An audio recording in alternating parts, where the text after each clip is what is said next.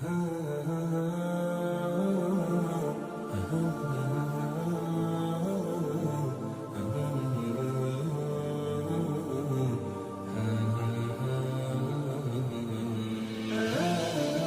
Alaikum wa rahmatullah. Welcome back to my channel, and today we are discussing whether it is compulsory for a traveler to fast during the month of Ramadan.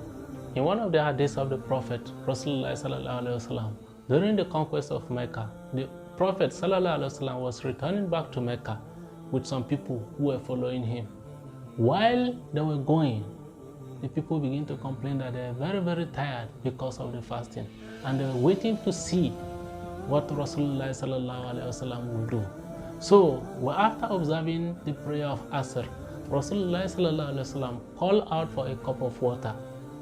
He raised it up to the view of everybody and he drank it. After drinking it, they continued the journey, and he was told that some people still continue fasting. What was his response? These are the most disobedient. These are the most disobedient. Then one of the companions, Hamza ibn Amr, asked the Prophet ﷺ that he has the strength to fast, and if he fasted, will there be a sin upon him, or will there be a punishment upon him? Rasulullah ﷺ said, this is a concession from Allah.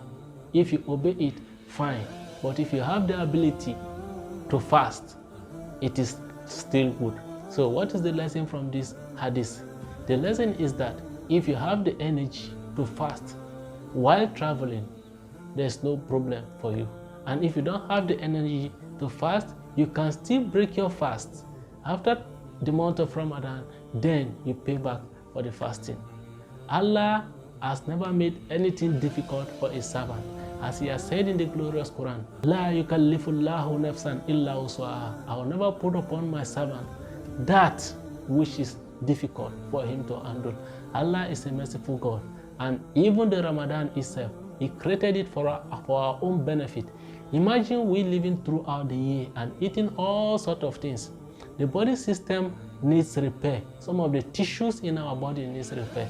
At this particular time, the Almighty Allah will use this period to repair all the tissues in the body, and this will make the body function properly to give you a better life after the Ramadan. So the fasting itself is a source of nourishment, a source of repair to our body system.